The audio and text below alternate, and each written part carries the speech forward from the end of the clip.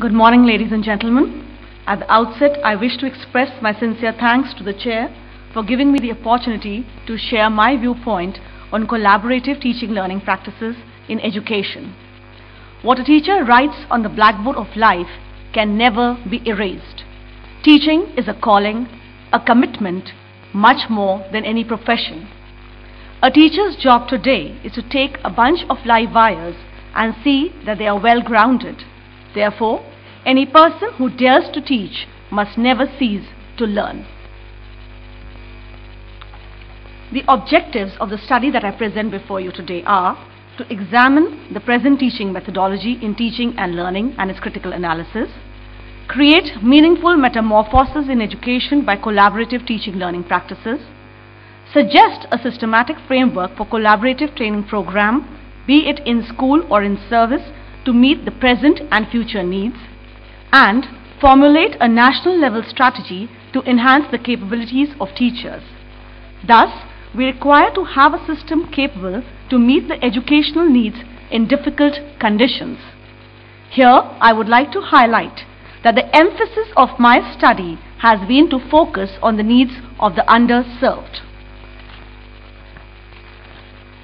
The present system, as we have all discussed this morning, is more lecture-based, with minimal importance being paid to open-ended discussion, building on hypothetical situations and interventions. As a result, we have teachers who transmit their curriculum in an uninteresting manner, leading to rote learning by students instead of understanding the subject for lifelong learning. The pressing challenges at hand that hamper proliferation of quality education thus need to be addressed. There is a need to carry out a meaningful metamorphosis in our methodology, and one of the most appropriate ways to reach the means is collaborative teaching learning practices. As we are all well aware, this is a method of direct interaction between at least two co-equal parties voluntarily working towards a common goal. The major implication of this vis-a-vis teaching per se is that it solicits the ideas of teachers, their feelings, involves them, invites them, discusses it, and engages them in the problem-solving scenario. Goals and agendas are clearly defined, and finally, if after evaluating each session, we incorporate the feedback into subsequent sessions to improve teaching practices. It also has implications on students. The classroom scenario changes, students are more involved in the teaching learning activity, there is a move from stereotype to a flexible system. Interactive learning leads to enthusiasm and high energy levels of the young minds. Teaching becomes linked to the needs of the industry, contemporary in skill and experience. Parental involvement in growth and learning happens and eventually leads to tapping of the community resources.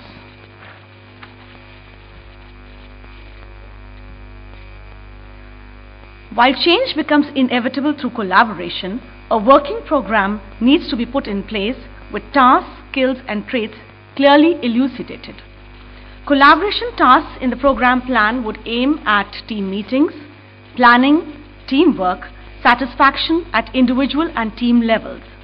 The explicit skills, namely process input, curriculum-oriented, managerial-led, and performance-aimed that would facilitate collaboration are taken forth through relevant traits as projected on the slide. To put this program into action, a broad framework for in-service and in-school implementation is suggested. As seen in the handout, there are 6 key elements which may be summarized into 3 focus areas, mainly curriculum-centric, that has at its heart equitable coverage of the curriculum, incorporating updated teaching methodologies, assessment tools, reporting techniques and evaluation trends. Teacher-centric, focusing on professional development in the relevant areas, updating available resources, class management techniques and teamwork. And student-centric, that is, tuning in to tackle the emotional, social needs of children, tracking and midway correction of deviant behavior patterns, reinforcement techniques. The main outcome would be professionals and student fraternity who in the process are becoming open-minded, respecting each other's point of view, and learn to function as a group without the fear of other people's opinions. Having highlighted the training program, I would like to cover the stages of development we need to undergo to achieve the desired results. Beginning with the setup stage initiated at the state level, each school would have to do a self-assessment of its collaborative status and goal setting after a SWOT analysis, leading to teachers' team formation, and finally structured support for team facilitators. Secondly, the kick-starting stage, the collaborative process would be at the school level, involving examining the teachers' and students' collaborative work, defining and implementing instructional strategy and setting goals, setting milestones to monitor the students' progress, and a repeat and revise cycle. The networking stage at the district level to gain from best practices, hands-on solutions, synchronized teaching methodologies, and child-centering behavior. Finally, the sharing stage at the state level by use of information technology, leading to maximum proliferation of quality education. It is imperative that due focus is given within a state for collaboration to ensure its viability as a national drive. A national level strategy in the long run would aim to facilitate coverage of the complete spectrum of courses from K-12 across the country, maximize the use of mass communication media to transmit teaching methodologies, updating content to teachers while continuing the use of printed material for initial training, finally graduating to digital contents, releasing funds proportionately to bridge the gap among schools across states, identifying resource personnel to monitor the national strategy. However, there are certain challenges that would be faced at the national and state level. At the state level or the national level, we would have to encourage a change of mindset of policymakers and stakeholders, funding, difficulty in working with diverse set of organizations, lack of clear shared vision, shortage of teacher training institutes, more thought to redesigning the curriculum. While at the school level, developing a sense of ownership for attitudinal reorientation, leaderlessness, when everyone is encouraged to lead, the end result would be that no one does.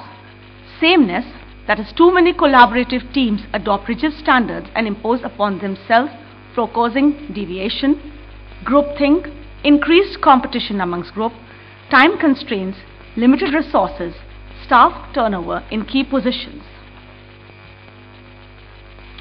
Teaching and learning are living and breathing and doing subjects where there are no ready resources available in the form of textbooks or reference books that could easily fold into this mold. But as always, educators have to rise stoutly to the occasion and come up with remarkable ideas to turn our young minds into contributing citizens. The slide projects the end result of effective collaborative teaching learning practices put in place from school to national level. We would have educators who would improve and accelerate the quality of education, empowered teachers, teachers who are able to give attention to others' point of view, and so on as projected. In the words of Helen Keller, alone we can do so little, together we can do so much.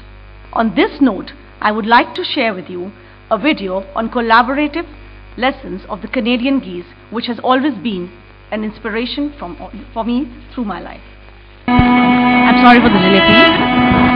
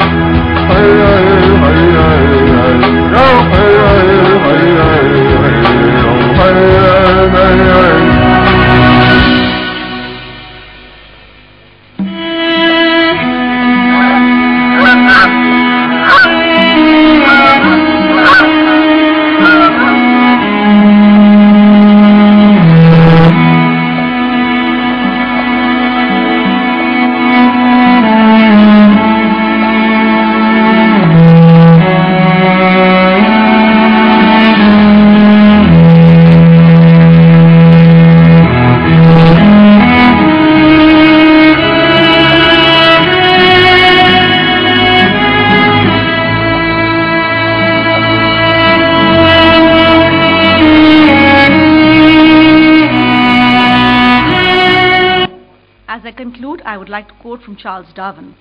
It is the long history of humankind and animal kind. Those who learn to collaborate and improvise most effectively have prevailed. Thank you.